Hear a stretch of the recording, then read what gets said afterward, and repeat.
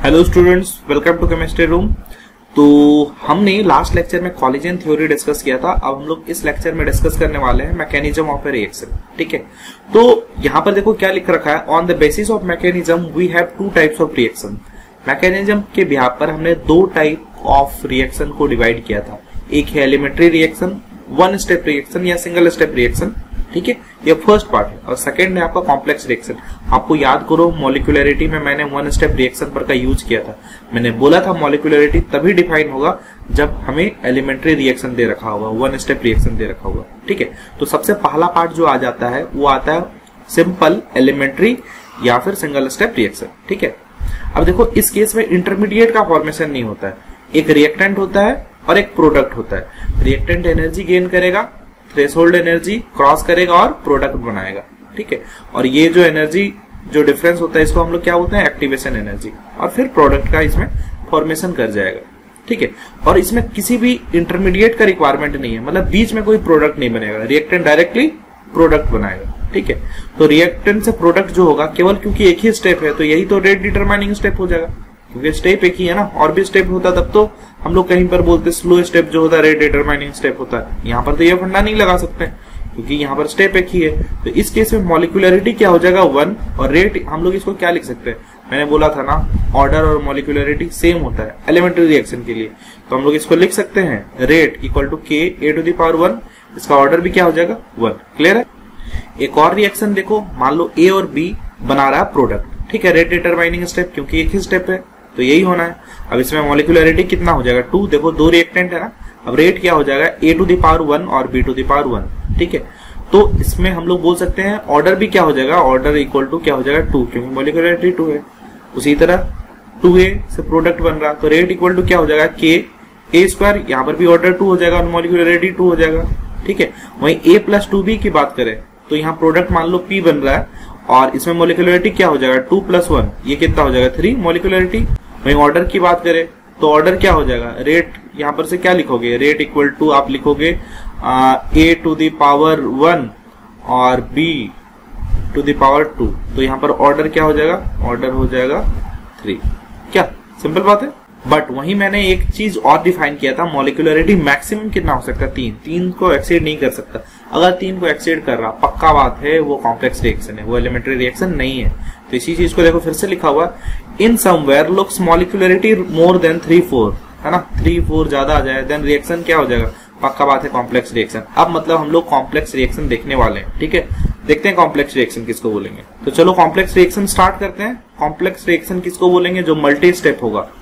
Elementary reaction कौन था, जो सिंगल स्टेप था। कॉम्प्लेक्स रिएक्शन वो सारे रिएक्शंस होंगे जो एक से ज्यादा स्टेप में बनेगा। तो देखो इसके कुछ फैक्ट्स हैं जिनको हम लोग देख लेते हैं। सबसे पहला फैक्ट क्या है, such reactions occur in several steps, मतलब ये सारे रिएक्शंस जो हैं वो बहुत सारे स्टेप्स को मिला के बनते हैं। Where each step is elementary, यहाँ पर एलिमेंट्री लिखा हुआ है, एलिमेंट्री। ठीक है, मतलब कि ये सारे के सारे जो इंडिविजुअल स्टेप्स माने जाएंगे ये खुद में एक एलिमेंट्री स्टेप्स होंगे, मतलब सिंगल स्टेप रिएक्शन होंगे। ठीक है, सेकंड देख लो क्या है, molecularity of a complex reaction is not defined. ये तो हम लोग जानते हैं मॉलिक्यूलरिटी केवल और केवल एलिमेंट्री रिएक्शन पर के लिए डिफाइन होता है। ठीक है, molecularity of each step can be defined. सही बात है, ईच स्टेप डिफाइंड इसलिए हो सकता है क्योंकि हमने देखो फर्स्ट में ही एज्यूम कर लिया है कि सारे के सारे जो इंडिविजुअल स्टेप है वो एलिमेंट्री स्टेप है। ठीक है, तो अगर वो एलिमेंट्री स्टेप है तो उनके लिए मॉलिक्यूलरिटी डिफाइन होगा। तो हम लोग बोल सकते हैं molecularity of each step can be defined, है ना, सिंपल बात है ये। थर्ड फैक्ट देख लो, rate is given by slowest step of complex reaction. ये तो हमने कई बार देखा है कि हर जगह जो है रेट डिटरमाइनिंग स्टेप कौन सा होता है, स्लोएस्ट स्टेप। ये हमने अपने रियल लाइफ को रिलेट करके, वो जो मैंने कार वाला एग्जांपल लिया था उसमें भी मैंने बताया था। अगर मान लो कोई एक कार कंपनी है, उसका कोई एक प्रोडक्शन विंग स्लो है तो वो उस पर डिपेंड करेगा कि वो कार कितना बेचेगा। ठीक है, और उसी तरह मान लो बहुत सारे रिएक्शंस है तो उसमें कोई एक स्टेप अगर बहुत ज्यादा स्लो है तो उस पर डिपेंड करेगा कि रिएक्शन कितना जल्दी होगा, क्योंकि बाकी सारे स्टेप्स तो जल्दी हो जाएंगे और उसी स्टेप को होने में देर लगेगा। ठीक है, अब आप नेक्स्ट फैक्ट देखो क्या लिख रखा है, there will be intermediate in the complex reaction, है ना। तो हमेशा यहाँ पर इंटरमीडिएट का फॉर्मेशन होगा। इससे पहले हमने क्या देखा था, एलिमेंट्री रिएक्शन में डायरेक्ट रिएक्टेंट से प्रोडक्ट बनता था, जबकि अगर कॉम्प्लेक्स रिएक्शन की बात करें, मान लो ए से बी बन रहा है, ठीक है, तो ए से बी जो है वो डायरेक्ट नहीं बनेगा। ए से पहले मान लो बन जाएगा सी, उसके बाद मान लो डी बनेगा, तो ये सारे जो होंगे ये इंटरमीडिएट होंगे, और इसके बाद बी बनेगा। तो यहां से ए से जो बी डायरेक्ट बनता था, ये तो वन स्टेप था, बट यहां पर ये मल्टी स्टेप होगा, है ना, और मल्टी स्टेप होगा तो ये बीच में जो भी बनेंगे इनको हम लोग इंटरमीडिएट बोलेंगे, मतलब यहाँ इंटरमीडिएट का फॉर्मेशन होगा, है ना। अब लास्ट देख लो क्या है, बोल रहा है intermediate should not be appear in rate low of reaction. अब बोल रहा है कि ये जो इंटरमीडिएट होगा ये रेट लो में नहीं होना चाहिए। अब आप एक बात और जान लो, ये जो मैकेनिज्म है ना, किसी एक रिएक्शन में हमें रिएक्टेंट और प्रोडक्ट ही बेसिकली पता रहता है, और ये जो मैकेनिज्म है ना ये खुद से डिफाइन किया हुआ होता है। तो ऐसा तो जरूरी नहीं है ना कि किसी एक इंटरमीडिएट को हमने बोल दिया तो वो इंटरमीडिएट पक्का होगा, पॉसिबिलिटी है कि वो इंटरमीडिएट ना हो, किसी दूसरे मेथड से आ रहा हो।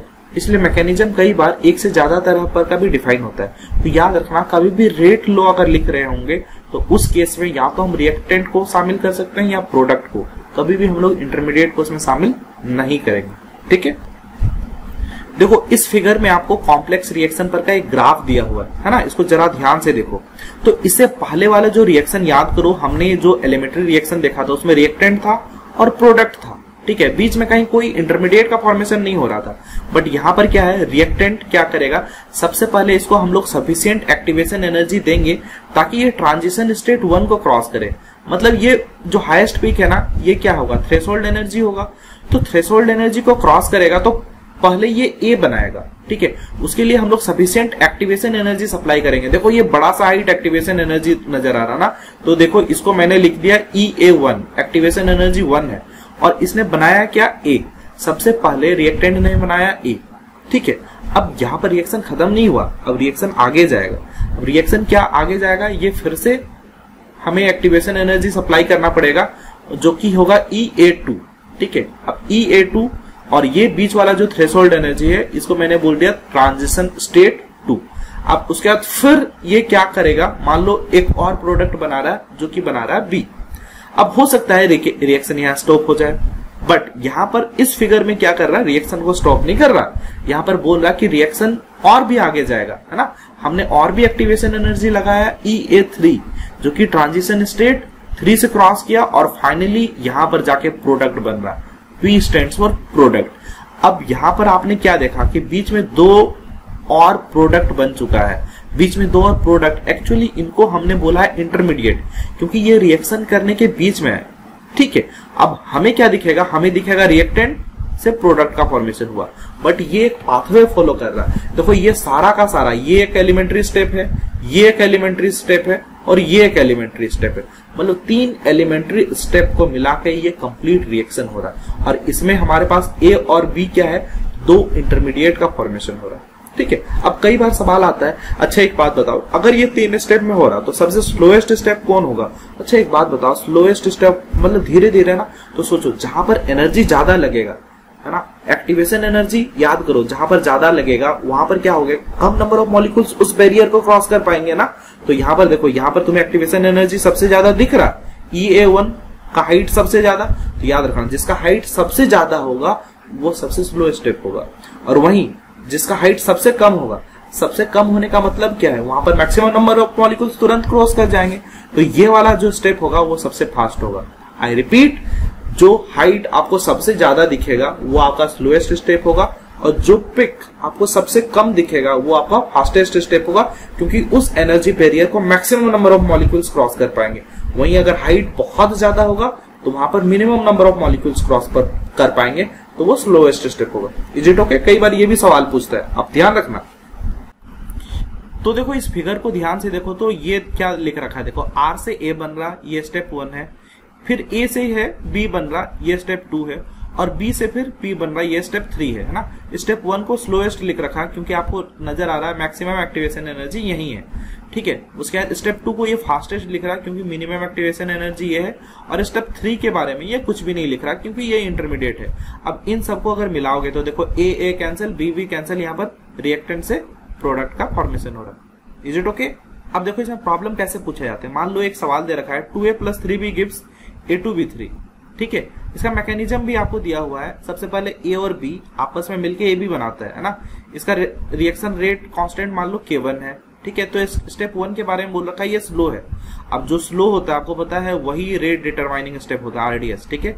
अब देखो ये ए बी से मिलके क्या बना रहा है, AB2, और इसको लिख रखा है ये फास्ट स्टेप होता है ना, स्टेप 2 फास्ट है। उसी तरह AB2 आपस में A और B दोनों से मिलके क्या बनाएगा, A2 B3, और ये स्टेप 3 है जो कि आपका फास्ट स्टेप है, ठीक है। मतलब ये सारा आपको सवाल में दे रखा है।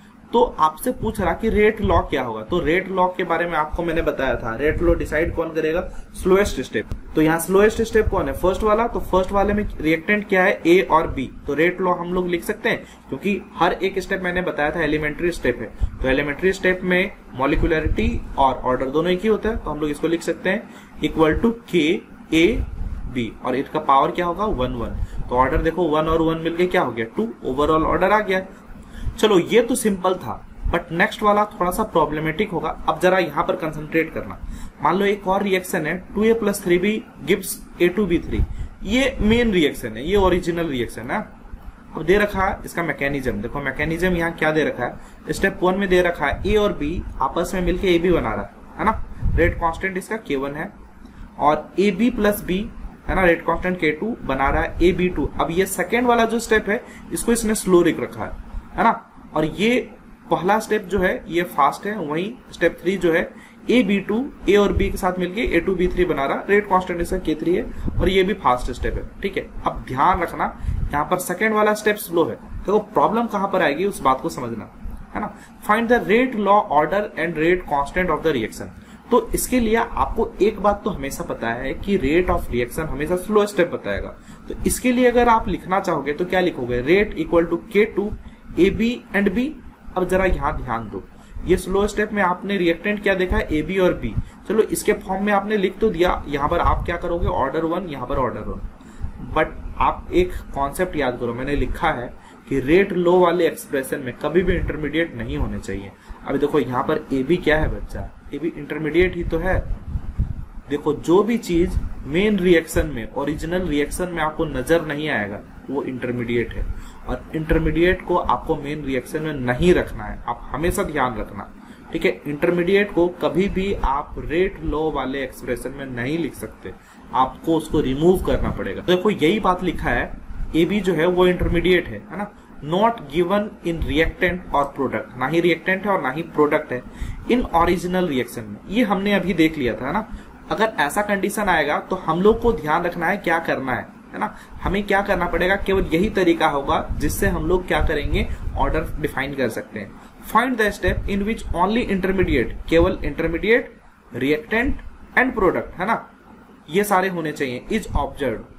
Assume that step to be reversible, और हमें क्या एज्यूम करना है, उस स्टेप को रिवर्सिबल एज्यूम करना है। हमें एक ऐसा स्टेप ढूंढना है जिसमें इंटरमीडिएट जिसका कि हमने यूज किया है वो हो, और साथ में क्या होना चाहिए, रिएक्टेंट होना चाहिए, और साथ में प्रोडक्ट होना चाहिए जो कि ओरिजिनल इक्वेशन में दे रखे हैं, ठीक है। मैंने इस पेज को जूम आउट कर दिया है। जूम आउट मैंने इसलिए किया है ताकि मैं आपको दिखाना चाहता था कि ये जो इंटरमीडिएट हमारा अभी आया है, ये प्रीवियस रिएक्शंस में कहां पर ऐसा यूज हुआ है जहां पर कि ये इंटरमीडिएट जो है ये रिएक्टेंट के साथ आया हो या फिर प्रोडक्ट के साथ आया हो।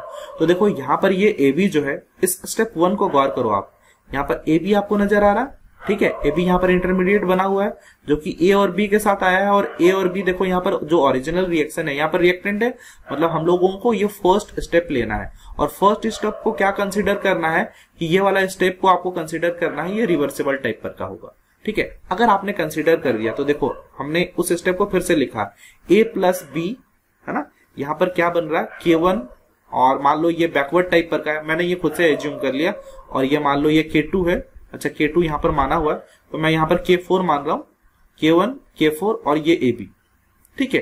तो यहां पर से ये क्या इक्विलिब्रियम कांस्टेंट हो जाता है, K1/K4, K1/K4 equilibrium constant equal to क्या हो जाएगा, concentration of product divided by concentration of reactant, हम लोग ऐसा लिख सकते हैं।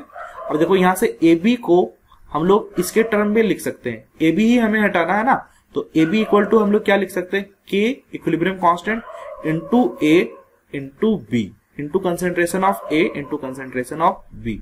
अब देखो हमारे पास ये रिजल्ट आ गया ए बी इक्वल टू, अब हम लोग क्या करेंगे, इस पूरे चीज को हम लोग जाके यहां पर पुट कर देंगे के इक्वेशन में। अब यहां पर पुट करेंगे तो देखो क्या आता है। अब देखो इस चीज को हमने इक्वेशन में पुट कर दिया तो क्या आया, रेट इक्वल टू यही था ना K two A B into B, और हमें ए बी को हटाना है तो देखो यहां पर से K equilibrium equal to A B divided by A into B. अब ए बी इक्वल टू लिख सकते हैं ना, क्रॉस मल्टीप्लाई हमने किया हुआ, के इक्विलिब्रियम ए इंटू बी। ठीक है, अब ये वाला वैल्यू हमने क्या किया, इस ए बी की जगह रख दिया। ठीक है, तो क्या आएगा देखो के टू तो यहाँ पर पहले से है, के इक्विलिब्रियम ए इंटू बी और पहले से एक बी है, तो हम लोग क्या बोल सकते हैं, रेट इक्वल टू क्या आएगा, यहाँ पर देखो एक जो ये सारे जो रेट कांस्टेंट है इनको मिला के मैंने के डैश लिख दिया, के डैश यहाँ पर ए और बी टू द पावर 2, तो देखो यहाँ पर a टू द पावर 1 है और b टू द पावर 2 है, तो टोटल ऑर्डर क्या हो गया हमारा 1 + 2 एंड दैट इज 3। चलो इस कॉन्सेप्ट पर एक और सवाल कर लेते हैं। देखो इसको नीट 2017 ने पूछा था, mechanism of A hypothetical reaction. एक हाइपोथेटिकल रिएक्शन है, उसका मैकेनिज्म दे रखा है x2 + y2 गिव्स 2xy। ठीक है, और देखो फर्स्ट स्टेप में बन रहा है x2 से x एंड x, उसी तरह सेकेंड स्टेप में बन रहा है क्या, x + y2 gives xy + y।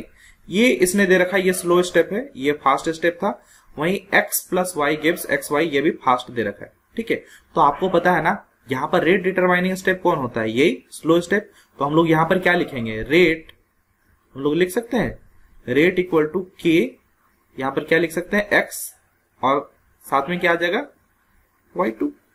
ठीक है, अब देखो ये एलिमेंट्री रिएक्शन है तो इसका पावर 1 आ जाएगा, यहाँ पर कोई दिक्कत नहीं है। चलो यहां तक हमने कर लिया, बट देखो प्रॉब्लम कहां से आना है, प्रॉब्लम यहां से आना है कि हमने यहाँ पर जो x लिया है ये x बच्चे ओरिजिनल रिएक्शन में नहीं है। देखो कहीं पर x नजर आ रहा नहीं, मतलब कि क्या है कि ये वाला जो है ये इंटरमीडिएट है। देखो यहाँ पर इंटरमीडिएट नजर आ रहा होगा, ये इंटरमीडिएट है, और हम लोगों को पता है ना कि रेट लो वाले एक्सप्रेशन में हम लोग इंटरमीडिएट नहीं रख सकते। तो अब हम लोग इस इंटरमीडिएट को हटाएंगे। इसके लिए मैंने क्या बोला था, हम लोग वो स्टेप खोजेंगे जहां पर वो इंटरमीडिएट अवेलेबल हो जो हमने यूज करा है, और साथ ही रिएक्टेंट्स या प्रोडक्ट्स कुछ अवेलेबल हो। तो हमें वो कौन सा दिख रहा, फर्स्ट वाला स्टेप में है ना। तो फर्स्ट वाला स्टेप को अगर ध्यान से देखें तो हम लोग बोल सकते हैं x2 से क्या बन रहा है, देखो x और x बन रहा। ठीक है, अब हमें क्या करना है, ये जो भी स्टेप दे रखा है, कई बार ये रिवर्सिबल स्टेप दे रखा होगा और कई बार नहीं दे रखा होगा, लेकिन हमें इसको रिवर्सिबल एज्यूम करना है। ठीक है, तो रिवर्सिबल अगर हमने इसको एज्यूम कर लिया, इस केस में के इक्विलिब्रियम कांस्टेंट क्या हो जाएगा, इक्विलिब्रियम कांस्टेंट देखो x into x divided by क्या हो जाएगा x2, ये हो जाएगा ना इक्विलिब्रियम कांस्टेंट। अब देखो यहां पर से और क्या लिख सकते हो, x पर का स्क्वायर है ना, के इक्विलिब्रियम इक्वल टू हम लोग लिख सकते हैं x पर का स्क्वायर डिवाइडेड बाई x2। देखो यहां पर से और क्या लिख सकते हो, x इक्वल टू क्या आ जाएगा है ना, x इक्वल टू या फिर x स्क्वायर इक्वल टू क्या आ जाएगा, के इक्विलिब्रियम इंटू x2। ठीक है, और हम लोग देखो क्या लिख सकते हैं बच्चे, और क्या लिख सकते हैं, यहां पर से x जब आएगा x इक्वल टू, देखो ये स्क्वायर जो भी है ये इस साइड आएगा तो अंडर रूट हो जाएगा ना, तो x इक्वल टू हम लोग लिख सकते हैं k equilibrium to the power half, और वहीं पर x2 टू द पावर क्या लिख सकते हैं, x2 का पावर भी क्या हो जाएगा हाफ। ठीक है, अब क्या बोल रहा है, ये देखो x का वैल्यू आ गया, अब हमारा ये इंटरमीडिएट का वैल्यू आ गया x2 के फॉर्म में। तो हम लोग इसको यहां पर इस x का वैल्यू को अगर हमने यहां पुट करा तो देखो यहां पर से क्या आ जाएगा, रेट इक्वल टू के है ना, x के जगह पर मैंने यही लिखा K equilibrium to the power half. ठीक है, और साथ में क्या लिखा हमने x2 to the power half, और देखो ये y2 तो पहले से अवेलेबल है हमारा है ना, तो y2 पहले से अवेलेबल है और इसका पावर क्या हो जाएगा 1। तो ऑर्डर अगर हम लोग लिखना चाहें तो ऑर्डर क्या लिखेंगे, तो देखो जो कंसंट्रेशन टर्म्स के पावर में होगा, मतलब हाफ प्लस 1, टोटल मिला के कितना हो जाएगा ये, मतलब ये 0.5 प्लस 1 ये कितना हो जाएगा 1.5 हो जाएगा, होना चाहिए ना, मतलब कौन सा आंसर हो जाना चाहिए 4 है ना। तो इसी तरह से बहुत से सवाल इसमें पूछे जा सकते हैं। ठीक है, हम लोग यही रखते हैं।